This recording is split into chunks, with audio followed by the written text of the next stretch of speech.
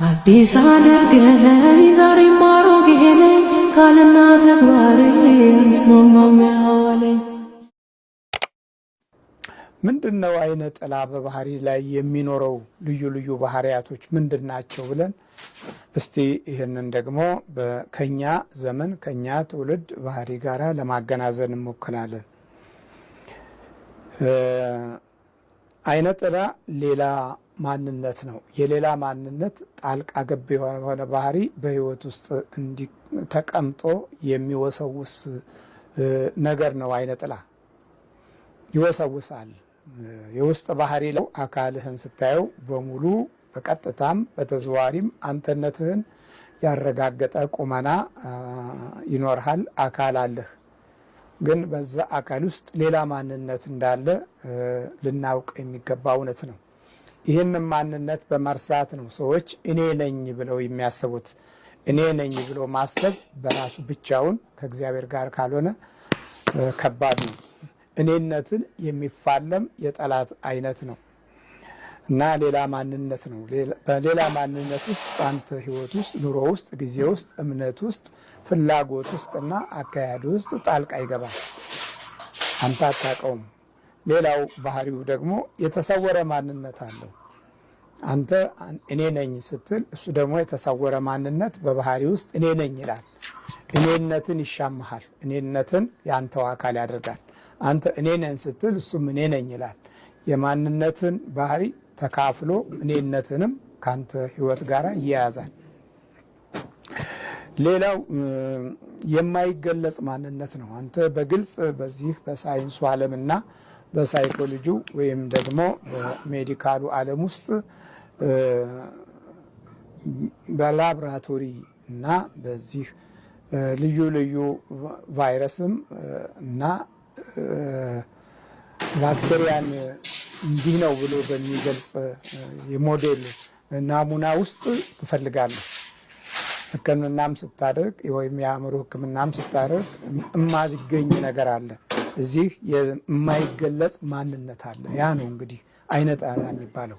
ማንነቱ አይገለጽም። በማይገለጽ ማንነት ውስጥ ትታሰራለህ። የህይወትህ ጠባይ ባህሪ ሁሉ ይያዛል። ይሄ ማንነትን በምን አይነት መንገድ ልትያዝ እንደሚችል የሚገልጽልህ እውነት ነው። የማንነትን ባህሪ ይካፈላል፣ ግን የማይገለጽ ነው። እንዲህ ብለህ የምትጨብጠው ነገር አይደለም። የሚገለጽልህ በጸጋ በኩል እና በጸሎት፣ በእምነት፣ በአምልኮት ለመኖር በምታደርገው መንፈሳዊ ፈቃድ ውስጥና ፍላጎት ውስጥ ነው የምታውቀው።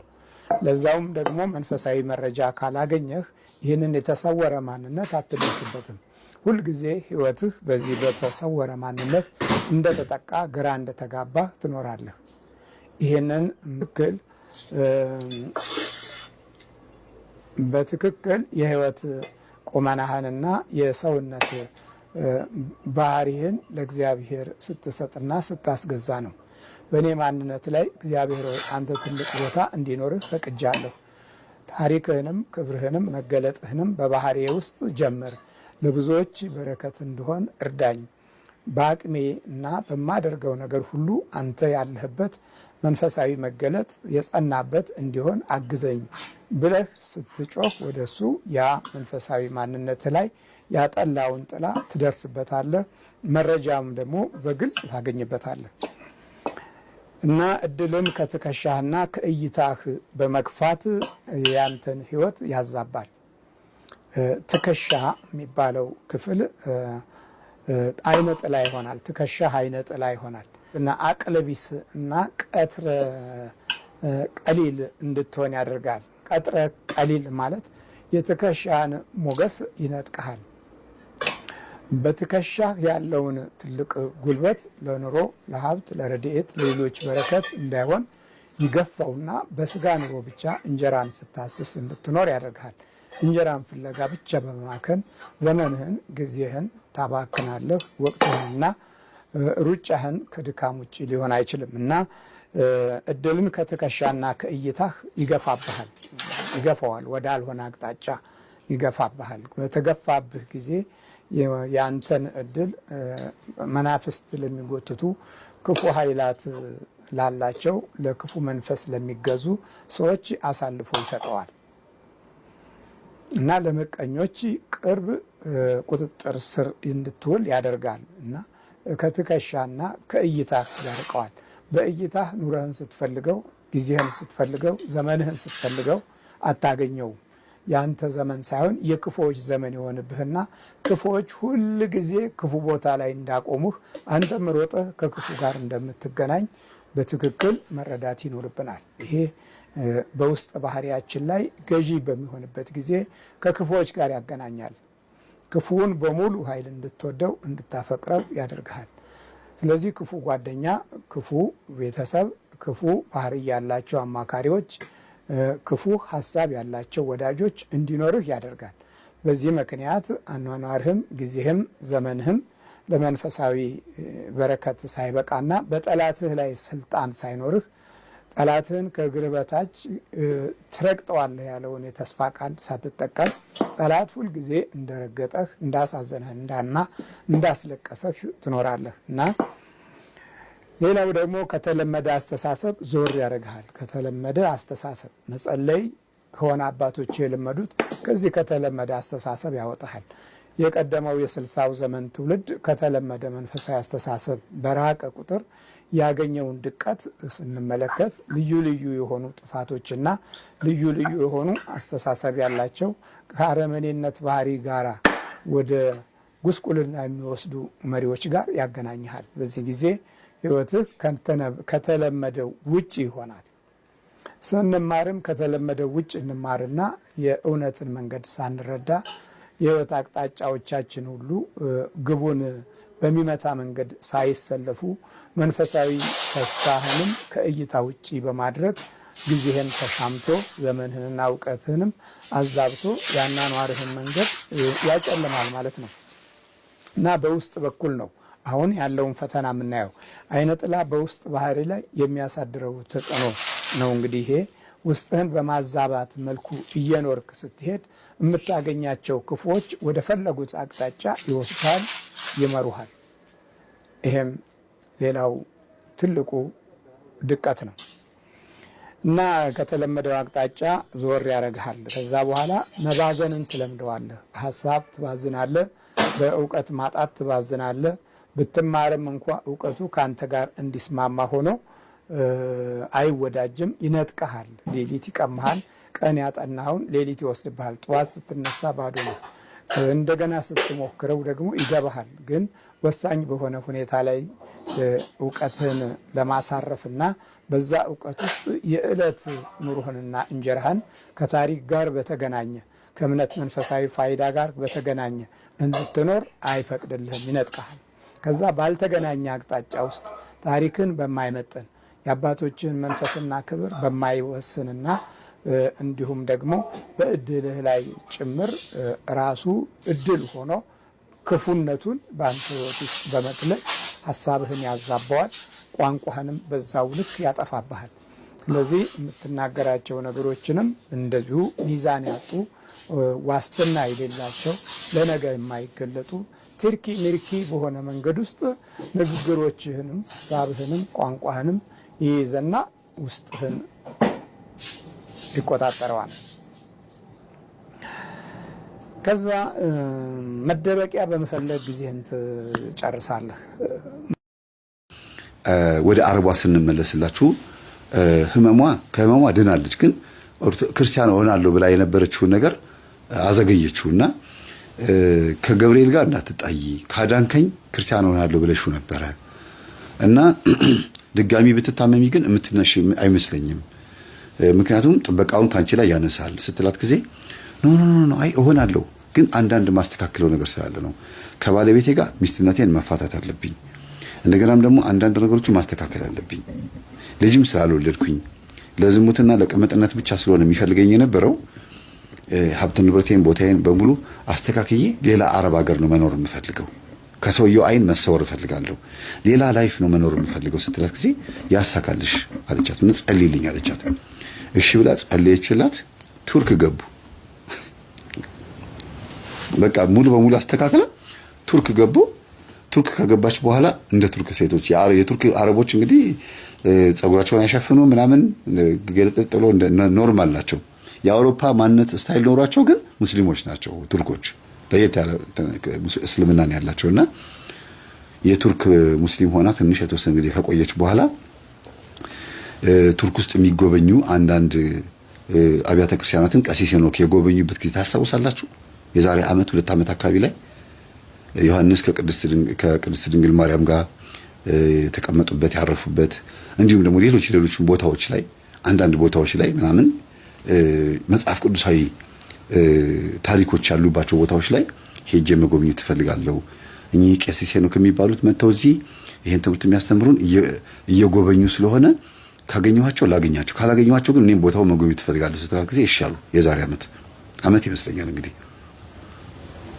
ምናልባት 2 ዓመት ሊሆን ይችላል፣ እርግጠኛ አይደለሁም። እና እሺ ብላ ልጅቷ ሴትዮዋ ፈቀደችላትና ወጣ ብላ ሄዳ አይታ ቼክ አድርጋ ምን ብላ ቀሲስ ሄኖክ ሲያጠምቁ ምናምን ሲሉ ለመሳተፍ ነበር የፈለገችው፣ ግን አላገኘቻቸውም፣ አልተገጣጠሙም። እና ሄዱ። እሳቸውም ሌላ አገር ላይ ዩኬ ይመስለኛል፣ እርግጠኛ አይደለሁም፣ ይሄዳሉ። እሷም ተከተላ ወደዛ መሄድ እንደምትፈልግ ነገረቻት። ኦኬ አሁን የምትያቸው ሰው ጋር እኔ ብሄድ ደስ ይለኛል ስትላት ጊዜ ሞከሩ። ቀሲስ ሄኖክ ጉባኤያቸውን ልክ ሲጨርሱ እነሱ ደግሞ እሳቸው ያሉበት ቦታ ሲሄዱ ነገሩ ተገጣጠመ። ማለት አልተገናኘም ማለት ነው። እና በጣም አዝና ሴትዮዋ ሲፈውሱ አይታቸዋለች። ተመለሰች እንደገና ወደ ሀገራቸው ወደ ቱርክ ተመለሱ። ጥሩ ስራ ተቀጥራለች። የቢሮ ሰራተኛ ሆና የምትሰራው በጣም ጎበዝ ናት። በትምህርቷ በስራዋም በጣም ጎበዝ ናት አረቧ። ከዛ እዛ ስራ ቦታ ላይ ልክ ስትገባ ክርስቲያን ክርስቲያን ቱርካዊት ታጋጥማታለች። እና በሷ ምክንያት የቤት ሰራተኛቸውን ታሪክ ከመጀመሪያ ጀምሮ ያለውን እንዴት ሀገር እንደቀየሩ ምናምን ቁጭ አጋዛ ስራ እየሰሩ ስትነግራት እቺ ልጅ እባክሽን አስተዋውቂኝ ትላታለች። ነይ እኛ ቤት ዛሬ ለምን ቤት መተሽ አታድሪም አለቻት የስራ ባልደረባዋን። እሺ ከዛ አብሮ መጡ። ታወቂያት የስራ ባልደረባ ነች ምናምን ብላስ ጊዜ እሷ ነች ሰርቫንት ያልሻት? አዎ ኖ በጣም ጥሩ አድርገሽ የተንከባከብሽ፣ ሰርቫንት አትመስልም፣ ይገርማል በጣም እና እህት አድርገሽ ነው ያቀረብሻት፣ ጥሩ ሰው ነሽ፣ አንቺ ራስሽ መልካም ሰው ነሽ እና ብትቺ እኔም ክርስቲያን ነኝ አይደል አለቻት። አዎ ብትቺ ክርስቲያን ከሆንሽ ማለት ነው ብዙ ድሎች ይመቻቹልሻል። አንደኛ ሰላምሽን ታገኛለሽ፣ አዲስ የሆነ ማንነት ይኖርሻል። ፈጣሪ ነው፣ ያው ነው። አላህም አልሽው ምንም አልሽው አንድ ነው ፈጣሪ። አምላክነቱ ነው እንጂ እኛ አምልኮታችን የሚለያየው ያው ለአንድ ፈጣሪ ነው መስገድ ያለብሽ ብላ አስተምራት፣ አሳምናት። ይቺን ሰራተኛ አግዛት። ቅዱስ ገብርኤል በሷ ላይ አድሮ ኦርቶዶክስ አደረገቻት፣ ክርስቲያን ሆነች ማለት ነው። ከዛ ከሆነ ጊዜ በኋላ ከ15 ቀን ከ20 ቀን በኋላ ይቺ የስራ ባልደረባዋ ሰርቫንትሽ ቅዱስ ገብርኤል እንደምትጠራው ወይም የቤት ሰራተኛሽ ቅዱስ ገብርኤል እንደምትጠራው እኔም ቅዱስ ገብርኤልን እየጠራሁት እየተማጸንኩት ችግሬን አከናውንልኝ እያልኩት ነው፣ ችግሬን አስወግድልኝ፣ ፕሮግራሞችን አስተካክልልኝ እያልኩት ነውና ንገሪልኝ ለሰራተኛሽ እንዲያከናውላት የሚያስፈልጋትን ነገር አሟላላት ብለሽ ንገሪልኝና ይሄን ፎቶ ስጫት አለቻት። እንዴት እንዳሰበችው አይታወቅም። ፎቶውን የሰጠቻት እሷን እያየች ጉዳዩን እንድታስበው ነው። ልጅ ሳረም ፎቶውን ከፊት ለፊት አድርጋ ጸሎት አደረገች። ይሄን ነገር ባደረገች በማግስቱ ተደውሎ ጉዳዩ አለቀላት። ከዛ እንዴ አንቺ ነገርሻት? አዎ ነገርኳት። ኦኬ አሁን ቤቷ እንሂድ፣ ቤት ሻለቻት። ከዛ ሲሄዱ ፎቶ የታለሳ ጊዜ ያው እዛ ጸሎት ክፍል ውስጥ አድርጌዋለሁ። ኦ ማይ ጋድ አለች። በጣም ደነገጠች። አንቺ ምን አይነት ሰው ነሽ? እምትገርሚ ሰው ነሽ አለቻት። በቃ እና ልብስ አለበሰቻት፣ የእጅ ወርቅ አደረገችላት። በቃ ልጅቷ በቃ ሌላ ክብር ውስጥ አይሽ። ቅዱስ ገብርኤል ሲያስከብር እንዲህ ነው። እምነትን በትክክለኛ መንገድ መምራት ማለት ይሄ ነው። ሃይማኖታችሁን ስታከብሩ፣ ፈጣሪን በትክክል ስታመልኩት በማን እንዴት እንደሚሸልማችሁ አታውቁም። ክርስቲያኗ ኦርቶዶክሷ ነጭ ሃይማኖቷን አጥብቃ እንድትይዝ ምክንያት ሆነቻት። ጨራሽ የባሰ ማለት ነው። እና በዚህ ልክ በጣም የዋህ እህቶች አሉ ለማለት ፈልጌ ነው። ምናልባት ታስታውሱ እንደሆነ ወንድማችን የሽበር ፋንታውን መሰለኝ አይደለም ያቀረባት አንዲት ሴት ነበረች። ደጋግሜ ነው ሁሌን የምናገረው። ቪዲዮዋን አጥቼው ነው። ብታገኙት በቴሌግራም ብትልኩልኝ ደስ ይለኛል። አረብ ሀገር ውስጥ ያለች አንዲት ሴት አረብ ሀገር ውስጥ ሆና ዘይት ከሰውነቷ ላይ የሚፈልቅ ጸሎት ሲያደርጉ ዘይቱ እንደዚህ እያሉ ሲጠርጉባት፣ ከአንገቷ ላይ ከእጇ ላይ ሲጠርጉባት እንደገና ዘይት ይፈልቃል ሰውነቷ። ኢትዮጵያዊት ነች፣ የቤት ሰራተኛ። ይሄን አስታውሳለሁ። ይሄ ሁሉ የሆነው ምንድነው? እውቀት ሳይኖራቸው ግን እምነት ኖሯቸው፣ እውቀት ስላችሁ የአስኳላ የዓለማዊ ትምህርት ማለት ነው። በየዋህነትና በቅንነት በስዕሉ ፊት እየሰገዱ እየጸለዩ በአሕዛብ አገር እግዚአብሔርን ያስከበሩ እህቶች አሉ። በዚህ አንጻር ደግሞ በተቃራኒው ደግሞ ኢትዮጵያን ያሰደቡ በዘረኝነት አንድ ቤት ውስጥ ትግሬና አማራ፣ ኦሮሞና ትግሬ፣ ኦሮሞና አማራ ሲገናኙ እየተደባደቡ በኃይለኝነት በዱባይ ውስጥም በሳውዲ አረቢያ በተለያየ ቦታ ላይ እርስ በርስ እየተናቆሩ እህቶቻችንን የሚያሰድቡ ኢትዮጵያንን የሚያሰድዱ እንዲታሰሩ የሚያደርጉ ለስደት የሚያስደርጉ በጣም ከባድ መከራ እንዲደርስባቸው የሚያደርጉ ባለጌዎች ደግሞ አሉ። በዱባይ ውስጥ ብትሄዱ በየትኛውም አረብ አገር በተለይ ዱባይ ማለት ነው ኢትዮጵያውያን ናቸው እንደዚህ እስክትሉ ድረስ በዝሙት የወደቁ አንድ አካባቢ ለጭፈራ ቤት ያላቸው በጭፈራ ቤት በሴተኛ ዳሪነት በዘፋኝነት በዝሙት በምናምን በብዙ ነገር የወደቁ ደግሞ ኢትዮጵያውያኖች አሉ። አረቦች የሚያውቋቸው ክርስቲያን መሆናችን እየታየ ማተብ አድርገን እየታየ በዚህ ህይወት ደግሞ ምን ጠራ እግዚአብሔርን ደግሞ ያሰደብን ሰዎች ደግሞ አለን። እግዚአብሔር ለንስሐ ያብቃችሁ። እኔ እየሰደብኳችሁ አይደለም ወይ እየወቀስኩ አይደለም። እግዚአብሔር ልቦና ይስጠርና ሁላችንም ኃጢአትን ገበናን ሸፋኝ ከባቴ አበሳ የሆነ እግዚአብሔር አምላክ እናንተንም ኃጢአታችሁን ገበናችሁን ሽፍና ጎል ሀገራችሁ ያብቃችሁ። ከዝሙት ህይወት፣ ከአላስፈላጊ ሌብነት፣ ከአላስፈላጊ የሐሺሽም የመጠጥም መሸጥ ኢትዮጵያንና ተዋህዶ ሊያሰድብ ከሚችል ነገር በሙሉ ያርቃችሁ። ሌላ ምንም ልል አልችልም። ኢትዮጵያዊነትን ማስከበሩ ተዋህዶን ማስከበሩ ብቻ አይደለም፣ ነፍሳችሁን ማዳንም አንድ ነገር ነው። ግን ከዛ ሁሉ በላይ ተዋህዶ እምነት ውስጥ ያለውን እግዚአብሔርን የሁሉንም ፈጣሪ የሆነውን እግዚአብሔርን በማተባችን በኩል ማሰደባችን ነው። ምን ማለት ነው? ይሄን ማተብ አድርገን እውነት ኃጢአት ስንሰራ ሲያዩን ምን ይላሉ? ነጮች እንኳን የኛን እምነት ሊመኙ ቀርቶ ካፊር እንደ ውሻ ነው የሚተፉብን ካፊር እያሉ እና በጣም ከባድ ነው አይደለ? እንዲህም አይነት እህቶች አሉ፣ እንዲህም አይነት ተአምራት የተሰራባቸው ወንድሞችና እህቶች አሉ ብዬ ሳቀርብ የእህቶችን ብቻ ወይም የአንዳንድ እህቶችን ብቻ አይደለም፣ ብዙ ናችሁ። እግዚአብሔር ተአምር ያደረገላችሁ ደውሉ፣ ሜሴጅ ጻፉልኝ። የወንዶችን ደግሞ እንደዚሁ ልነግራችሁ እችላለሁ። አንድ ወንድ አለ እስከዛ ድረስ ያጋጠመኝ ብዙ እህቶች ላይ የሚበዛው የእግዚአብሔር ተአምር ግን አንድ ወንድም አለ አረብ ሀገር ሆኖ እህቶችን የሚረዳ የሚያግዝ ገንዘብ የሚሰጣቸው የሚጸልይላቸው በጸሎት የሚያግዛቸው በጣም የተባረከ ልጅ እግዚአብሔር የረዳው የጸሎት ማህበር ላይም አለ። ብዙ ወንድሞችና እህቶች አሉ፣ ግን ከወንድሞች ጥቂት ናቸው፣ ከእህቶች ይበዛሉ። አምስተኛው ፕሮግራም ላይ አቀርብላችኋለሁ። ፍቃደኛ ከሆነ ነው እሱ። እርግጠኛ ነኝ ይሄን ከሰማ ስሙን ካልጠቀስኩኝ ምን ካላልኩኝ አይታወቅም። ግን ደግሞ እሱ ምን ይላል ማን እንደሆንኩኝ አረብ ሀገራት ላይ በደንብ ስለምታወቅና እንደዚህ አይነት ነገር እንደማገለግል ስለሚያውቁ ፎቶዬን ድንገት ሊያወጡብኝ ይችላሉ። እኔ ደግሞ ይሄን አልፈልገውም ነው የሚለው። እንዲህ ያለ ነገር ደስ ይላል፣ የሚደገፍ ነገር ነው። በእውነት በጣም ደስ የሚል ትህትና ነው፣ ወደ ቅድስና የሚያደርስ ንጽህና ነው ይባላልና ሰው ቅድስና ውስጥ የሚገባው ትህትናን ቅድስና ሲያደርገው ንጽህና ሲያደርገው ነው። ትህትናን ገንዘብ ሲያደርግ ነው። እና እህቶቻችን በርቱ። በእውነት እግዚአብሔር እናንተ ላይ አድሮ አረብ ሀገራትን እንዲሁም አረቦችን እንዲሁም ደግሞ አህዛብን የሚያስደነግጥ ስለሆነ ስሙ የተመሰገነ ይሁን። እናንተ ላይ አድሮ ማለት ነው። ስንቶች አረቦች ደንግጠዋል። አስገድደው ሊደፍሯችሁ ሲሉ፣ መተት ሲያደርጉባችሁ፣ ገንዘባችሁን ሲክዷችሁ፣ በብዙ አይነት ስቃይ ውስጥ ሆናችሁ እግዚአብሔርን ያስከብራችሁ እህቶቻችን በእውነት የቅዱሳን በረከት በእናንተ ላይ ይድር። ሳላመሰግናችሁ አላልፍም። ከዛ በመቀጠል ኢትዮጵያ ውስጥም ደግሞ ገዳማትን እያሰራችሁ ጉልበታችሁን ሳሰስቱ፣ ቆይ አንዷ ልጅ ምን አለችኝ? ቆይ መምህርዬ አንድ ማስጨርሰው ቤተክርስቲያን አለ 1-2 ዓመት እቆያለሁ አለች። አልኳት። ደነገጥኩኝ። ማስጨርሰው ቤተክርስቲያን አለ እዚህ የሚከፈለኝ ገንዘብ ትንሽ ጥሩ ስለሆነ ያንን ገንዘብ ሰብስቤ አምጥቼ ያችን ቤተክርስቲያን ካስጨረስኩ በኋላ ለመጣው ማገባው ከዛ በኋላ ላለው ህይወቴ እግዚአብሔር ያውቃል አለች። እሺ ያልኳት። የሚያቆማ ነው እግዚአብሔር ነው። እንደዚህ አይነት ጭንቅላት ያላቸው እህቶች ታዲያ እውነት በማይረቡ ተራ በሆኑ ሰዎች ሲታለሉ አያሳዝንም?